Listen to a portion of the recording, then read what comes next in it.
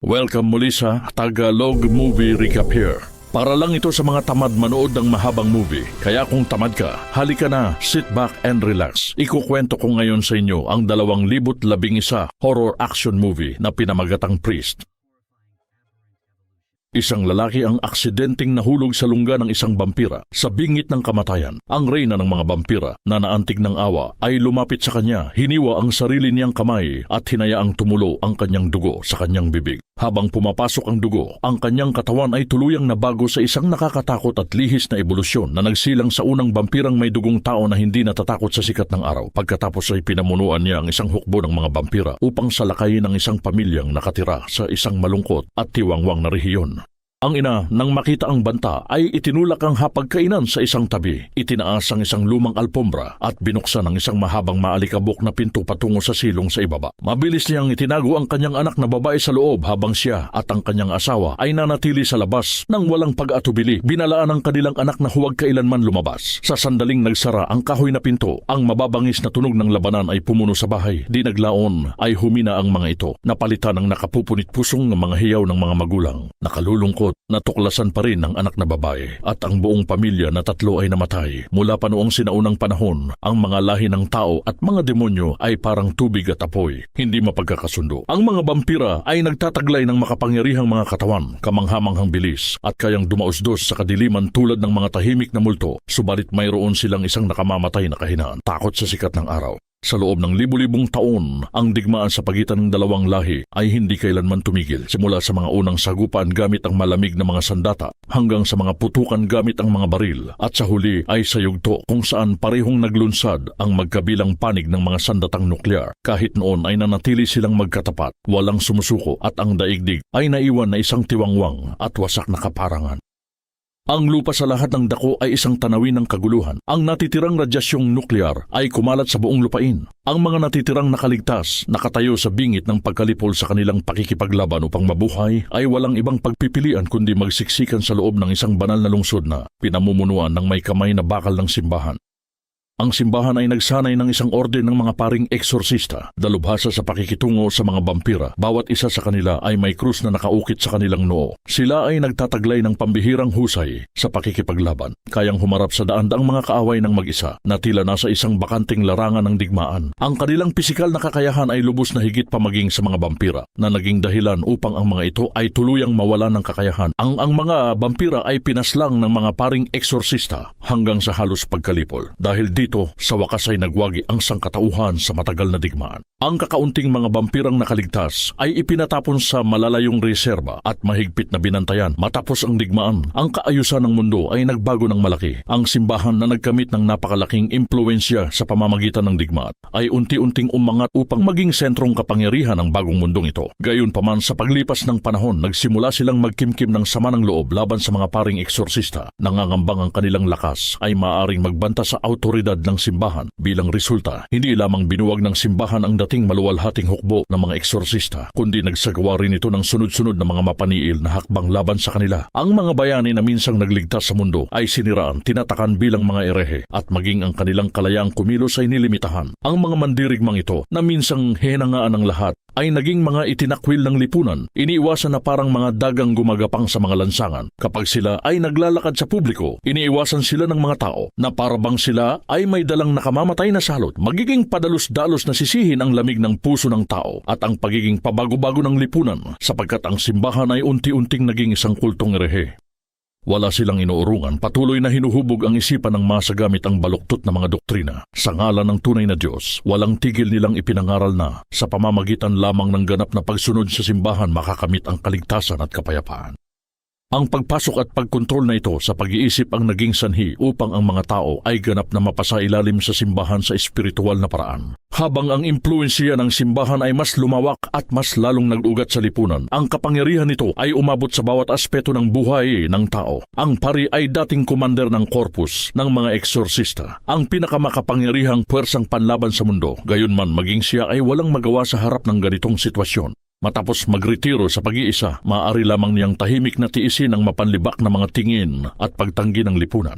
Bawat araw, bukod sa paggawa ng mabibigat at mababang uri ng trabaho, siya ay uupo sa iba't ibang kumpisalan na nakikinig sa arsobispo na magsalita ng parehong inuulit-ulit na dogma at walang kaluluwang mga basbas. Ang pagsalungat sa simbahan ay ang pagsalungat sa Diyos. Hanggang sa isang araw, isang sheriff na nagngangalang Hicks mula sa Augustine ay hindi inaasahang dumating upang hanapin ang pari. Naghatid si Hicks ng nakapipinsalang balita sa maalamat na mga ngaso ng demonyo. Ang kanyang pamangkin na babae ay dinukot ng mga bampira. Pagkarinig nito, ang pari ay hindi nag-atubili kahit isang sandali at agad na nagtungo sa banal na luklukan. Nakiusap siya sa 5 arsobispo na ibalik ang kanyang autoridad upang kumilos bilang isang mandirigmang eksorsista. Kung ang insidente ng pag-atake ng mga bampira sa mga sibilyan ay mabubunyag, magdudulot ito ng malawakang sindak sa mga tao at maaari pang yanigin ang pamumuno na ilang taon ng itinatag ng simbahan. Natural lamang agad na tumanggi ang mga arsobispo at nagplano pang pagtakpan ng buong usapin. Umabot pa sila sa puntong pagbantaan ang pari na kung mangangahas siyang umalis sa banal na lungsod, siya ay papatayin kaagad sa lugar. Ang sumalungat sa simbahan ay ang sumalungat sa Diyos. Isang pari sa hanay ng mga obispo ang humakbang pasulong upang makiusap para sa pari. Nais niyang gamitin ang mga dakilang merito na minsang nakamit ng pari upang hikayatin ang iba pang mga obispo. Ngunit sa huli, nanatiling hindi nagbago ang pinal na desisyon. Habang iniiwan ng pari ang simbahan, hinabol siya ng pari at hinikayat siyang huwag gumawa ng anumang padalos-dalos. Gayunpaman nakapagpasya na ang pari na umalis at walang sino man ang makapagpapayanig sa kanyang determinasyong iligtas ang kanyang pamilya. Nang malaman na hindi na niya makukumbinsi ang pari ay wala ng ibang pagpipilian kundi mag-atubiling maglabas ng utos na magpadala ng mga hukbo upang hulihin siya. Bagaman hindi iyon ang kanyang nais, wala na siyang ibang opsyon. Sa huli, nilabag ng pari ang sagradong panata na minsan niyang isinumpang panindigan, isang panatang dati niyang pinaniwala ang hindi matitinag. Mula sa sandaling iyon, nagpasya ang pari na putulin ang lahat ng ugnayan sa simbahan at hindi na sila paglingkuran. Agad siyang lumingon. Kasing bilis ng kidlat, pinakawalan ng pari ang malulupit at walang awang mga pag-atake na may hindi matitinag na lakas. Sa isang iglap, ibinagsak niya ang lahat ng armadong sundalo sa likuran niya. Pagbalik sa kanyang silid, muling inilabas ng pari ang sandatang pangangaso ng demonyo na kasama niya sa mga nakaraang labanan. Isinuot ang kanyang baluting pandigma at sumakay sa kanyang makabagong motorsiklong panlaban. Rumagasa na parang hangin. Iniwan niya ang banal na lungsod, isang lugar na minsang lubhang sagrado ngunit ngayon ay bulok hanggang sa pinakaugat nito. Sa kalsada sa kabila ng hangganan, makikita ang naglalakihang mga batong rebulto ng 5 mataas na obispo na tumatagos sa mga ulap. Matapos ang ilang araw na walang pagkain o tulog, tumawid sa malawak na disyerto, sa wakas ay narating ng pari ang kanyang destinasyon. Ngunit ang nakatatandang kapatid ng pari ay nakahiga sa kanyang higaan ng kamatayan, hinihingal sa kanyang huling paghinga. Matapos gamitin ang kanyang huling hininga upang sabihin ang kanyang mga huling salita, pumanaw ang kapatid ng pari. Matapos ilibing ang bawat isa sa kanyang mga mahal sa buhay, isa-isa, opisyal na sinimula ng pari ang kanyang paglalakbay ng paghihiganti upang iligtas ang kanyang pamangkin na babae. Nagsimula siyang maghanda para sa darating na labanan. Gamit ang isang matalim na punyal, inukit niya ang simbolo ng krus sa bawat bala.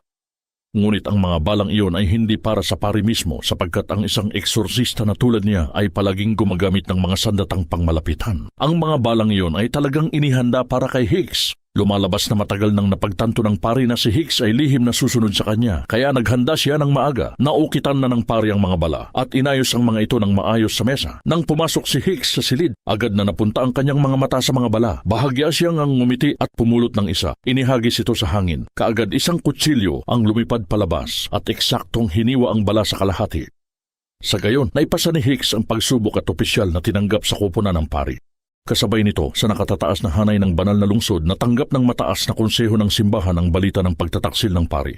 Sa kanilang mga mata, ang gayong kilos sa isang tuwirang hamon sa autoridad ng simbahan, isang krimen ng mataas na pagtataksil. Agad na tinawag ng 5 mataas na obispo ang 4 na mga ngasok klerigo na minsang lumaban ng magkatabi kasama ang pari.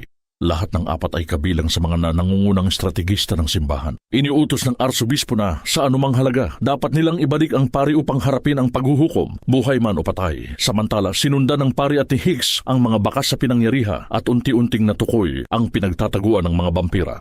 Ang lugar na ito ay minsang nagkulong ng hindi mabilang na mga bilanggong bampira. Ngunit ngayon ay naging paraiso para sa mga nahulog. Ang tinatawag na mga nahulog ay sa katunayan yaong mga itinakwil ng simbahan, ang mga ipinatapon na namuhay ng maraming taon sa panlabas na mga hangganan ng walang anumang proteksyon. Upang mabuhay, marami ang walang pagpipilian kundi magpasakop sa pamumuno ng mga bampira at maging kanilang mga alipin. Kapag tinanggap ng isang tao ang dugo ng isang bampira, siya ay nagiging kalahating tao, kalahating demonyo. Ang mga degeneradong ito ay nagsilbing hapunan para sa mga vampira. Sinubukan ng PCPD ng pari at ni Hicks na kumuha ng mga pahiwatig tungkol kay Lucy mula sa mga nilalang na ito na nagbago anyo, ngunit nagkunwari silang baliw at tumangging magsalita. Ayaw nang mag-aksaya pa ng oras. Ang dalawa ay nagpatuloy patungo sa piitan na kuta sa ilalim ng lupa na naglalaman sa mga vampira. Dahil ang lugar na ito ay hindi naaarawan sa loob ng maraming taon, ginawa ito ng mga vampira na kanilang pugad. Pinuno ang buong lugar ng kanilang dumi. Ang baho ay masangsang at nakakasuka. Habang mas lumalalim sila, mas marami silang nakitang mga mantsa ng dugo na pahid sa mga pinto at mga bunto ng mga buto na nakasalansan sa paligid. Lumalabas na ang lahat ay matagal ng pinaslang ng mga vampira. Sa sandaling iyon, isang pares ng mga matang demonyo ang tahimik na nagmamasid sa kanila sa pamamagitan ng siwang ng pinto ng selda. Biglang naghatid ang pari ng isang malakas na sipa na nagpapalipad na bumukas ang mabigat na bakal na pinto. Sinubukan niyang usisain ang demonyo tungkol sa kinaroroonan ng kanyang pamangkin, ngunit ang nilalang ay naglilingkod lamang sa bakal na kabaong kung saan natutulog ang mga vampira, kaya wala itong alam tungkol sa anumang iba pa. Biglang isang magaspang na tunog ng pagkaskas ng metal ang umaling-aw-ngaw mula sa labas. Habang papalapit ang tunog, isang kawan ng mga demonyo na may dalang sari-saring mga sandata ang sumabog palabas mula sa kadiliman ng lagusan. Bagaman nagawa ni Hicks na pabagsakin ang isa sa kanila, ang kanyang braso ay nahiwa ng isang malalim na sugat. Agad siyang tumawag sa pari para sa tulong, ngunit walang tugon. Naiwang walang ibang pagpipilian, tumakas si Hicks mula sa kuta. Gayunpaman sa sandaling inilabas niya ang kanyang ulo, isang demonyo sa labas ang nag-ugoy ng palakol diretso sa kanya. Noon lamang niya na pagtanto na ang lahat ay isang patibong na itinakda ng kaaway. Naghihintay sila sa dalawa na direktang pumasok sa pananambang. Nakasulok, mabilis na hinugot ni Hicks ang kanyang baril. Ngunit sa sandaling siya ay malapit ng kalabitin ng gatilyo, biglang bumaba ang pari mula sa itaas. Dahil ang mga nilalang na ito ay hindi karapat-dapat pag-aksayahan ng mga pilak na bala na may ukit ng banal na krus, sinadyang patawarin ng pari ang isang aliping demonyo na may layuning kumuha ng kapaki-pakinabang na impormasyon mula rito. Gayunpaman, bago pa siya makapagtanong ng anuman, mabilis na bumagsak ang kadiliman. Ang buong lugar ay agad na nilamon ng anino. Ang mga uhaws na dugong vampiriki na nagtatago sa ilalim ng lupa ay nagsimulang gumalaw. Isa-isa, ang mga kabaong ay bumukas at sa isang sapmata, maraming mga multo ang sumabog palabas mula sa likod ng mga bakal na pinto. Mayroon silang matutulis na pangil at nakabukang mga bibig. Libu-libong taon ng evolusyon ang nagbigay sa kanila ng kakayahang maramdaman ang mga biomagnetic field ng mga tao. Kaya nilang eksaktong matukoy ang posisyon, bilang at direksyon ng galaw ng kanilang biktima. Pinahintulutan silang gumalaw ng malaya at makapangyarihan sa dilim. Gayunman sa tensyosong sandaling ito, nanatiling hindi kapani-paniwalang kalmado ang pari. Marahan niyang inilabas ang isang Biblia at nagsimulang mahinang bigkasin ang kasulatan. Pagkatapos ay itinaas niya ang kanyang kamay at 8 pilak na krus ang umangat sa hangin, mabilis na nagbukas at naging 8 matutulis na talim. Bago pa makapagreaksyon ang mga vampira, inihagis ng pari ang mga pilak na bituing panghagis sa kamanghamanghang bilis. Ang mga vampirang tinamaan ng mga talim ay agad na sumigaw sa matinding sakit at napira-piraso na nagkalat sa lupa. Nang makita ang kawan ng mga vampira na naglunsad ng isang ganap na pag-atake, ang pari ay agad na nasangkot sa isang mabangis na labanan na walang oras na masasayang. Nang mga saksihan ito, walang pagpipilian si Hicks kundi hugutin ang kanyang baril at subukang pigilan ang natitirang mga vampira. Gayunpaman, nasubrahan niya ang pagtaya sa kanyang kakayahan sa pagbaril. Hindi niya inaasahan na ang mga vampira ay 2 beses na mas mabilis kaysa sa isang rumaragasang bala. Sa isang kisap mata, naabot na nila siya. Sa sandaling si Hicks ay malapit ng harapin ang kamatayan. Sa wakas ay tinapos ng pari ang demonyo at iniligtas siya mula sa bingit sa huling sandali.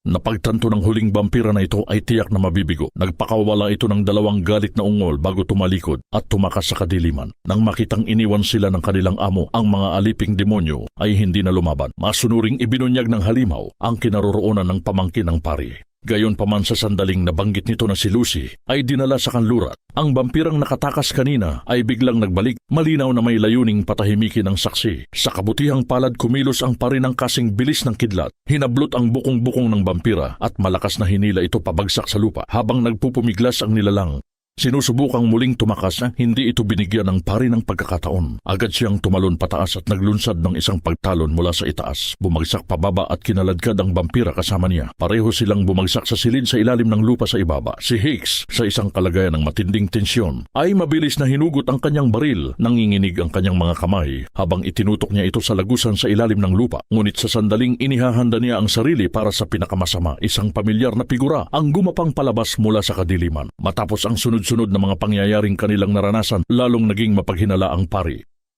Sinabi ng kanyang mga instinto na ang reyna ng mga bampira ay maaaring siyang kumikilos sa likod ng isang malawak at walang kaparis na sabwatan. Mula sa katotohanang ang Mansa Reserve na minsang naglaman ng 50 bampira, ngayon ay may 6 na lamang nagutom at payat na natitira. Bawat abnormal na palatandaan ay tumuturo sa isang nalalapit na krisis. Batay sa impormasyong ibinigay ng aliping demonyo, ang sinaunang lungga sa kanluran ng pader ng araw ay maaaring susi sa pagtuntun sa bakat. Ang lugar na iyon ay minsang isa sa pinakamalalaking kuta ng mga bampira, ngunit nawasak noong digmaan. Malaki ang posibilidad na ang natitirang 44 na bampira ay inilipat doon. Sa madaling salita, kung mahahanap nila ang nawawalang mga bampira, mahahanap nila si Lucy. Sa makatuwid, sinundan ng dalawa ang mga guhong winasak ng digmaan at nagtungo diretso sa kanluran. Ang mga tiwangwang na guho sa kanilang paligid ay tila nagsasalaysay ng kalupitan ng nakaraan nang walang paghinto. Nagpatuloy sila dumaan sa mga labi ng digmaan. Di naglaon, nakarating sila sa sinaunang lungga. Ang lungga ay may kakaibang struktura. Ang ibabaw nito ay natatakpan ng mga butas na may iba't ibang laki.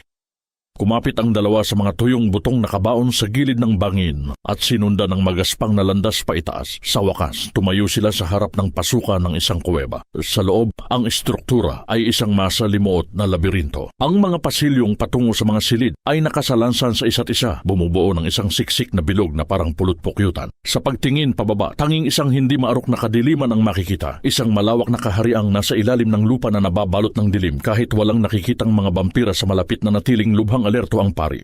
Lumalabas na 10 taon na ang nakalilipas, pinangunahan niya ang isang grupo ng mga kleriko sa mismong madilim na lunggang ito para sa isang napakahalagang misyon ng paglilinis.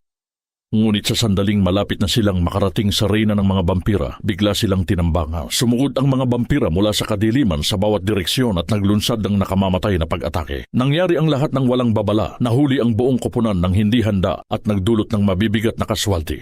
Sa pag-urong, tanging walang magawa lamang na napanood ng pari habang ang kanyang pinakamalapit na mga kaibigan ay dumulas mula sa mahigpit niyang hawak na kamay at kinaladkad papasok sa madilim na lungga ng mga bampira. Ang buong trahedyang iyon ay nagmula sa isang sandali ng kapabayaan ng pari. Ang misyon ay naging isang sugat na hindi naghihilom sa puso ng pari. Kaya naman sa pagkakataong ito, inutusan ng pari si Hicks na manatili sa pwesto habang inihagis niya ang isang flare ng malalim sa lungga at agad na tumalon kasunod nito. Paglapag, natuklasan ng pari na sa ibaba ay may isang labirinto ng magkakaugnay na mga daanang magkakabuhol na tila mga ugat na ginagawang imposibleng matukoy kung alin ang aling direksyon.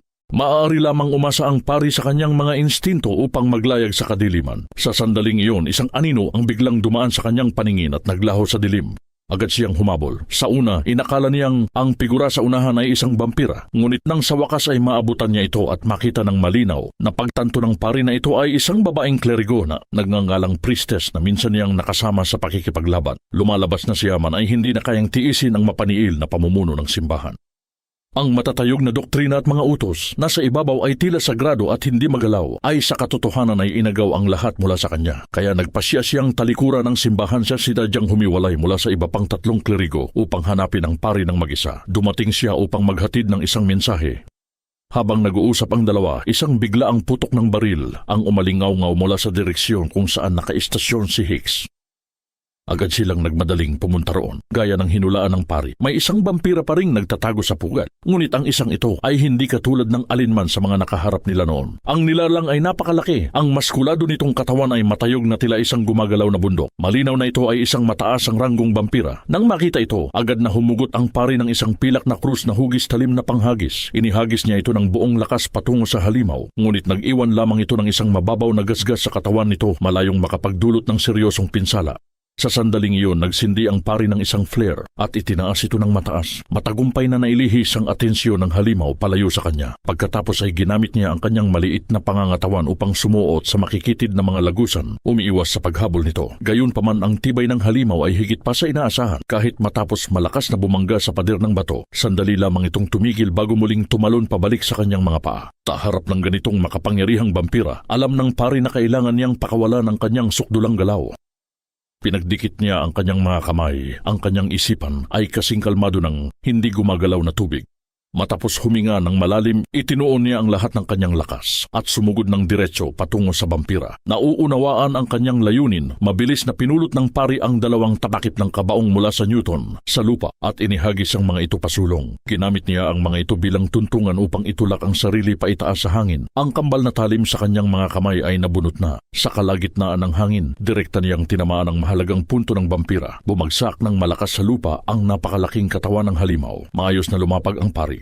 Nang humupa ang alikabok, napagtanto ng lahat na ang tinatawag na inabando ng pugad ay malamang isang panabing usok lamang. Ang presensya ng isang mataas na antas na vampira ay nagpapahiwatig na isang higit na malaking lihim ang nakatago rito. Ang tatlo, na puno ng pagdududa, ay nagpatuloy sa paggalugad sa mamasa-masa at madilim na mga lagusan sa ilalim ng lupa. Hindi nagtagal, napansin ng pari ang isang kakaiba, isang lagusang lubos na naiiba sa iba. Wala itong anumang palatandaan ng katandaan at tila bagong hukay. Sinundan nila ang lagusan papaloob ng mas malalim. Di naglaon, isang napakalaking bagong pugad ang lumitaw sa harap nila. Ang napakalawak nitong sukat ay nag-iwan sa kanila ng pagkabigla. Gayunman wala ni isang halimaw ang makita. Sa kabilang dulo, mabilis na naramdaman ng pari ang isang bahagyang pagbabago sa hangin. Sinundan ng banayad na simoy. Siya ay sumulong. Hindi nagtagal, isang napakalaking bunganga ng kuweba ang biglang lumitaw. Ang pasukang ito ay direktang patungo sa zona ng Jericho, ang mismong lugar kung saan pumasok ang natitirang 3 klerigong mga ngaso ng demonyo. Sa mismong sandaling iyon, isang itim na tren militar na hindi nakatala sa anumang opisyal na mga talaan. Ang tahimik na dumausdos papasok sa estasyon ng Jericho na parang isang multo. Ang matandang guwardya na nagpapabaya sa kanyang tungkulin sa estasyon ay biglang nagising sa pagkagulat ng pumasok ang tren sa plataporma. Inilabas niya ang kanyang rilong pambulsa at nakita na ang oras ay eksaktong 11:05 ng gabi. Nakaramdam ng kaunting pagkabahala, kinuha niya ang kanyang lamparang dilangis at iniwan ang kanyang pwesto upang suriin ang sitwasyon. Matapos sumigaw ng ilang ulit ng walang tugon, lumapit siya sa bago ng tren upang sumilip sa loob. Ngunit sa susunod na sandali siya ay pinagpira-piraso ng isang vampira. Kaagad pagkatapos isang lalaking may suot na sombrerong pakwa ng tahimik na tumapak sa plataporma. Ang misteryosong lalaking ito ang nag-utos sa lahat ng mga vampira sa tren na lumusob sa residensyal na lugar. Ginawang isang buhay na impyerno ang buong bayan. Sa mga lansangan, umalingaw-ngaw ang mga sigaw at pagsabog habang ang mga apoy ay nagliab ng napakataas. Ang mga natatakot na mamamayan ay tumakas sa lahat ng direksyon. Samantala, nakinig siya sa isang requiem habang tinatamasa ang magulong tanawin sa kanyang harapan na parabang siya ay nagdidirihi ng isang simponya ng apokalipsis. Sa sandaling iyon, ang huling 3 klerigong mga ngaso ng demonyo ay nagmamadaling dumating sa pinangyarihan. Matapos masaksisihan ang kakilakilabot na pagkawasak, hindi sila makapanood lamang at nagpasya na lipulin ng kasamaan. Sa gitna ng 3 pinakamalalakas na mga ngaso ng demonyo, ang nasa gitna ay isang kalbong klerigo. Siya ay sumigaw ng malakas, pinakawala ng isang mabangis na enerhiya. Iwinasiwas niya ang kanyang pilak na mga talim na hugis gasuklay. Winasak ang hindi mabilang na mga vampira sa isang makapangyarihan at napakalakas na bugso na tila hindi mapipigilan. Kahit ang mga karaniwang vampira ay hindi nangahas lumapit. Bawat galaw ay tila kayang lipulin ang lahat ng kasamaan. Gayunpaman, hindi inaasahan ang misteryosong figura ay mag-ang na nagpakawala ng isang suntok. Agad na pinatalsik ang kalbong klerigo paatras. Malakas na bumagsak sa lupa. Sinubukan ng klerigo na tumayo, ngunit natuklasan niyang ang kanyang dibdib ay may malalim na butas na gumuhong paloob.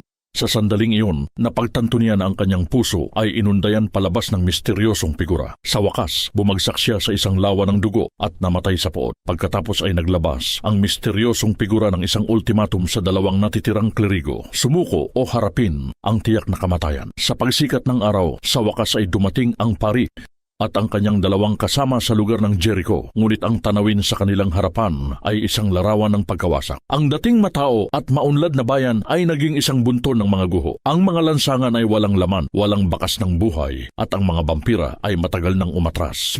Lahat ng 3 klerigo ay pinahirapan hanggang kamatayan. Ang kanilang mga katawan ay ipinako sa mga krus ng misteryosong figura bilang isang pampublikong paghamak at pangiinsulto. Sa pagtingin sa relong pambulsa na nabahira ng dugo sa plataporma, malalim na nagmuni ang pari.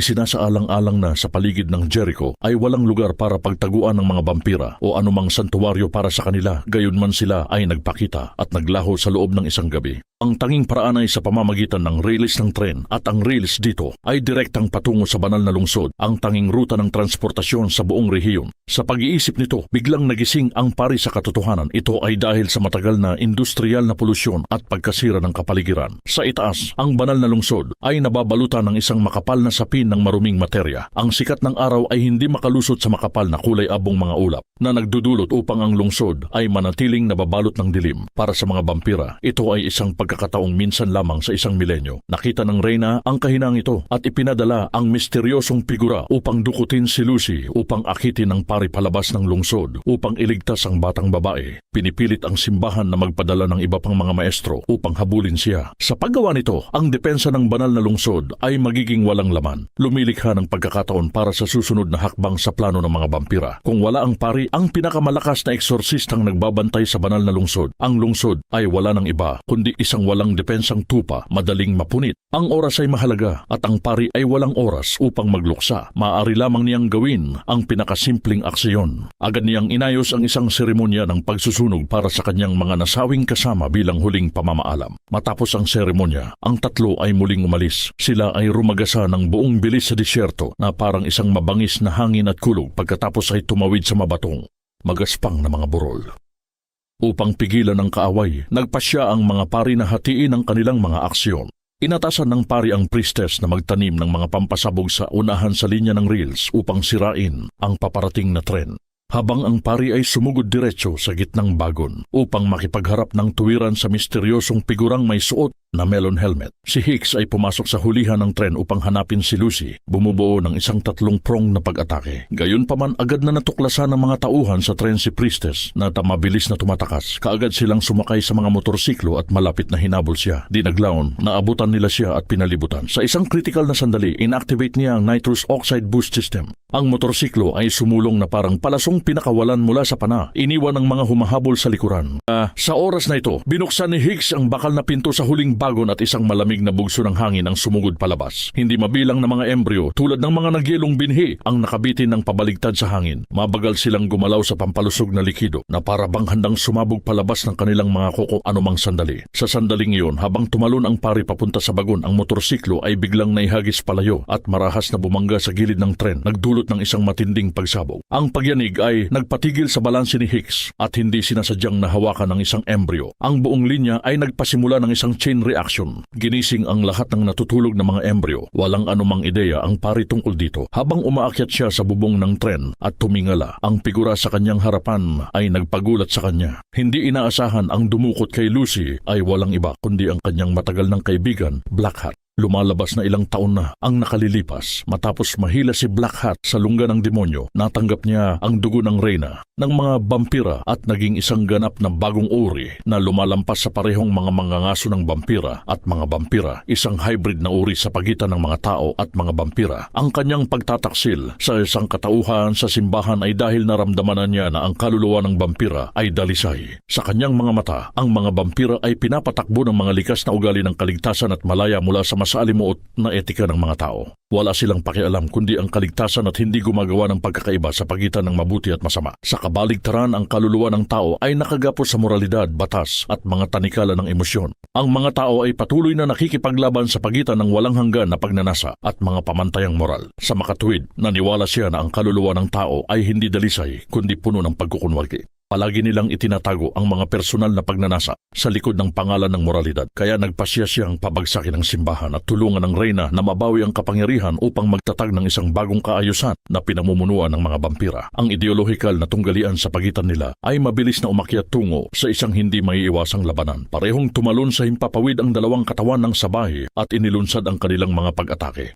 Gayunpaman sa dugong ng Reyna na dumadaloy sa kanya, matagal nang nagbago si Blackhat tungo sa isang nakahihigit na nilalang. Ang kanyang mga kakayahan ay lubos na nakahihigit sa kay pari. Samantala, matagumpay na naitanim ng babaeng pari ang bomba sa linya ng rails. Handa na ang lahat, naghihintay lamang na simula ng bomba ang huling pagbibilang pababa na ganap na sisira sa rails.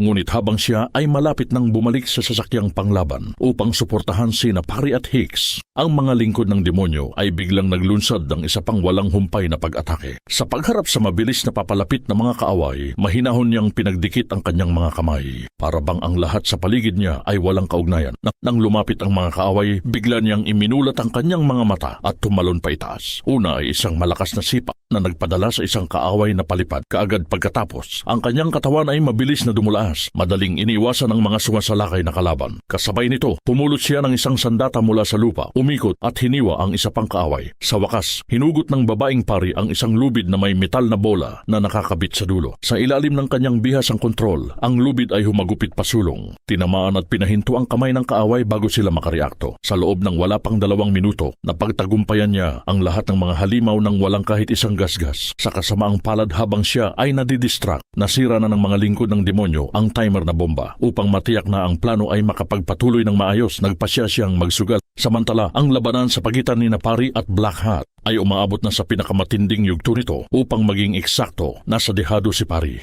Sa kabila ng paghugot ng kanyang kutsilyo at pag-ugoy nito, hindi siya makapagtama sa kanyang kalaban. Sa kabaligtaran, isang siko lamang ni Black Hat ang kailangan upang mapalipad si Pari. Pagkatapos ay bigla siyang tumalon pa itaas. Ang kanyang 2 kamao na may dalang nakakatakot na kapangyarihan ay malakas na bumagsak pababa. Bahagyang nakaiwas si Pari sa makapangyarihang suntok na ito, ngunit hindi niya nakayanan ng mga sumunod na pag-atake. Ito na ang kanyang huling pagkakataon. Sinubukan ni Black Hat na tuksuhin si Pari na kumampi sa Reyna. Tinitipon ang lahat ng kanyang lakas. Pinakawalan ni Black Hat ang kanyang huling suntok. Ang puwersa ng tama ay nagpadala kay Pari na palipad palabas ng sasakyan. Mula sa taas na iyon, tiyak na mamamatay si Pari. Tumayo si Black Hat sa gilid ng sasakyan, pinagmamasdan ng direksyon kung saan nawala si Pari. Ang kanyang mukha ay walang ipinakitang saya ng tagumpay. Sa kabilang panig, si Hicks ay may gumagalaw pa rin sa loob ng silid ng mga itlog ng vampira. Biglang may isang ganap na lumaking vampira ang nahulog mula sa itaas. Pag-ibig, mabilis na hinugot ni Hicks ang kanyang baril upang lumaban. Ngunit ang putukan ay nakaistorbo sa mga uod ng vampira. Kasabay ng mga tunog ng pagbitak, ang mga uod ng vampira ay nagsimulang mabasag palabas mula sa kanilang mga itlog isa-isa. Ang eksena ay nakakatakot. Nagmamadaling tumalikod si Hicks at tumakas patungo sa susunod na bagon. Mariin niyang itinarak ang isang patalim sa bakal na pinto upang hadlangan ang mga humahabol na vampira. Nang siya ay lumingon, nakita niya si Lucy sa kanyang harapan, ngunit siya ay hinihila ng mga lingkod ng demonyo patungo sa susunod na bagon. Agad na hinugot ni Hicks ang kanyang pistola. Naghahandang wasakin ang pinto ng ang mga pari ay biglang gumapang pataas mula sa ilalim ng bagon. Bagaman hingal na hingal, malinaw na siya ay buhay pa. Bago pa sila makapagsalita, bumangga ang hukbo ng mga vampira sa bakal na pinto at bumuhos papasok. Sa kritikal na sandaling ito, pinabagsak ni Hicks ang unang vampirang sumugod pasulong gamit ang kanyang pistola. Pagkatapos ay nagpaputok siya ng 3 bala sa kisame. Agad na sumikat ang sikat ng araw pababa. Bumuo ng isang harang na pumigil sa lahat ng mga vampira. Samantala ito, ang dalawa ay mabilis na dumaan sa isang bagon pagkatapos sa isa pa na naglalaman ng mga embryo ng vampira. Sa wakas, natagpuan nila ang silid kung saan nakakulong si Lucy. Ngunit sa sandaling iyon, biglang umatake si Black Hat mula sa itaas. Nang makita ito, ginamit ni Lucy ang kaguluhan upang makawala sa kontrol. Mabilis na kumuha ng isang lamparang dilangis at inihagis ito sa isang lingkod ng demonyo. Pagkatapos ay hinugot niya ang isang patalim na nakatago sa kanya at sinaksak patungo kay Black Hat. Lumabas na si Lucy ay hindi pamangkin ni Pari kundi kanyang biyolohikal na anak na babae. Sinampal ni Black Hat si Lucy dahilan upang siya ay bumagsak sa lupa. Pagkatapos ay tumalikod at itinulak si Pari na sumusugod pasulong laban sa pader. Ang matinding sakit ay agad na kumalat sa buong katawan ni Pari. Nagdilim ang kanyang paningin at nawalan siya ng malay. Nilayon ni Black Hat na hayaan siyang mamatay sa mga apoy. Tinatapos ang lahat ng alitan ng ganap. Pagkatapos ay mabilis na tumalon si Black Hat palabas ng pinto. Dala si Lucy kasama niya. Ang tren ay malapit nang bumangga sa pader ng lungsod ng banal na lungsod. Sa kasalukuyang bilis, kahit ang pagsira sa mga rails ay maaaring huli na. Ang momentum ng tren ay masyadong malaki. Kahit masira ang mga rails, maaari pa rin itong rumagasa sa lungsod dahil sa napakalaking enerhiyang kinetiko nito. Nagpasya ang babaeng pari na isugal ang lahat para sa isang huling hakbang. Ikinabit niya ang lahat ng mga pampasabog sa karwaheng pandigma at pinatakbo ito ng buong bilis patungo sa tren. Pinasabog ang mga pampasabog sa sandali ng banggaan at ganap na winasak ang lahat ng mga bago. Samantala si pari ay wala pa ring malay. Tila narinig niya ang bulong ng Diyos. Ang tunog ay umalingaw-ngaw sa kanyang mga tainga. Unti-unti, ginising ang kanyang kamalayan. Bagaman minsan niyang ipinagkanulo ang kanyang panunumpa sa kaibuturan ng kanyang kaluluwa, ang kanyang pananampalataya ay hindi kailanman nag-alinlangan. Nanggangalit ang kanyang mga ngipin. Tiniis ni pari ang sakit at pinilit ang kanyang sarili na hugutin ang patalim na malalim na nakabaon sa kanyang balikat. Sa oras na iyon, ang mga rilis ng tren ay wala pang 100 metro mula sa banal na lungsod. Ang plano ni Black Hat ay malapit ng magtagumpay. Siya ay naghahanda na gawing kauri niya si Lucy. Sa sandaling ang kanyang mga pangil ay malapit nang tumusok sa kanyang leeg. Napapanahong inihagis ni pari ang isang pilak na krus sa kanya. Sa sandaling naghahanda si Black Hat na tapusin si pari, may isang tunog na nagmula sa malayo. Nawala si pari sa kalayuan. Siya ay sumugod pasulong ng napakabilis. Nang wala pang 100 metro mula sa lokomotibo, bigla siyang bumilis, handang harapin ang kaaway sa isang huling paghaharap. Nang makita ito, agad na tinipon ni pari ang lahat ng kanyang lakas. Mahigpit na yakap ang kanyang anak na babae sa kanyang mga bisig. Nang magbangga ng dalawang sasakyan, agad siyang kumawala at tumalon mula sa tren. Hawak pa rin ang kanyang anak na babae. Ang pagsabog ay umugong na parang kulog. Nianig ang lupa at ginawang abo ang lahat. Nawala rin si Black Hat sa dagat ng apoy na tunaw sa kawalan. Ang buong tren ay naiwan na ganap na nakalantad sa ilalim ng sikat ng araw na walang natira upang magkubli rito. Kahit may isang vampira na nakaligtas, hindi ito makakatakas sa naglalagablab na apoy at nakakasilaw na sikat ng araw. Sa ilalim ng paghuhukom ng liwanag, ang lahat sa wakas ay nahulog sa katahimikan. Naipatapon si Hicks mula sa bago ng tren. Ang motorsiklo ng demonyo ay rumagasa ng diretso patungo sa larangan ng labanan. Sa kabutihang palad, ang pangangatawan ni pari ay napakalakas. Pinrotektahan ni pari na natiling ligtas at hindi nasugatan si Lucy. Mula nang sumali sa simbahan at maging isang mangangaso ng demonyo, malinaw niyang naunawaan na ang pagpili sa landas na ito ay nangangahulugan ng malaking sakripisyo. Ngunit para sa isang mas dakilang katarungan, kinailangan niyang isuko ang kanyang maliit na pamilya. Kaya ipinagkatiwala niya ang kanyang asawa at anak sa pangangalaga ng kanyang nakatatandang kapatid. Gayunpaman ngayong pumanaw na ang kanyang kapatid, hindi na siya nakatali sa simbahan. Sa wakas ay maaari nang ibaba ni pari ang kanyang mga pasanin at bumalik sa kanyang pamilya upang bumawi sa mga pagsisising nakaraan. Habang unti-unting naglalaho ang itim na usok, ang babaeng pari ay lumabas din mula sa mga labi ng pagsabog. Siya ay buhay pa. Ang mga tao ng banal na lungsod ay walang kaalam-alam tungkol sa sakunang muntik ng tumama sa kanila. Nakaupo pa rin sila nang may paggalang sa simbahan, nakikinig sa mga sermon ng obispo. Ganap na walang kamalay-malay na ang isang napakalaking krisis ay katatapos lamang dumaan sa tabi nila. Dala ng pari ang isang sako at dumiretso sa loob ng simbahan. Ang sermon ng obispo ay agad na naputol. Sa mga namulat na mata ng lahat, inilabas ni pari mula sa sako ang isang bagong putol na ulo ng vampira at inihagis ito ng direkta sa harap ng papa. Ang buong simbahan ay sumabog sa kaguluhan. Sinabi niya sa kanila na pumunta sa nasusunog na tren sa labas ng Marseilles kung saan makikita nila ang daandang mga mamamatay ng vampira at ang reyna na patuloy pa ring baliw na nagpaparami. Sinubukan ng babaeng pari na hikayatin ng Peking arsobispo. Sinabi ni pari sa kanya na ang isang malaking labanan tungkol sa kaligtasan ng buong sangkatauhan ay malapit ng sumiklab. Ngunit ang mga mata ng arsobispo ay matagal nang nabulag ng kapangyarihan. Ang kanyang pag-iisip ay nanatiling nakatali sa panahon pagkatapos ng digmaan. Naniniwala siya na ang banal na lungsod ay matatag at hindi mapasok. Ganap na walang takot sa anumang banta. Tumanggi rin siyang tanggapin ang katotohanan na ang mga vampira ay nagbalik na may mas malaking kapangyarihan kaysa dati. Nahaharap sa pagkabulok ng simbahan at sa kawalang pakialam ng mga tao ng banal na lungsod, si pari, na buong pusong nag-alay ng sarili, ay tumalikod ng may pagkadismaya. Ngunit hindi pa siya sumusuko. Pag-alis sa lungsod, nakipagkita si pari sa babaeng pari sa labas. Nagpasya silang maghiwalay at maglakbay patungo sa iba pang mga banal na lungsod upang ipalaganap ang balita at maghanda para sa labanan. Inanyayahan nila ang lahat ng mga mangangaso ng demonyo na handang lumaban ng magkakasama at gumawa ng masusing paghahanda upang harapin ang paparating na hukbo ng mga vampira. Ito ang katapusan ng buong pelikula. Salamat sa pagsubaybay. Hanggang dito na lang muna tayo mga kaibigan. Huwag kalimutang mag-like, share and subscribe. At syempre pakipindot na rin ang notification bell para lagi kang updated sa mga bagong movie recap natin.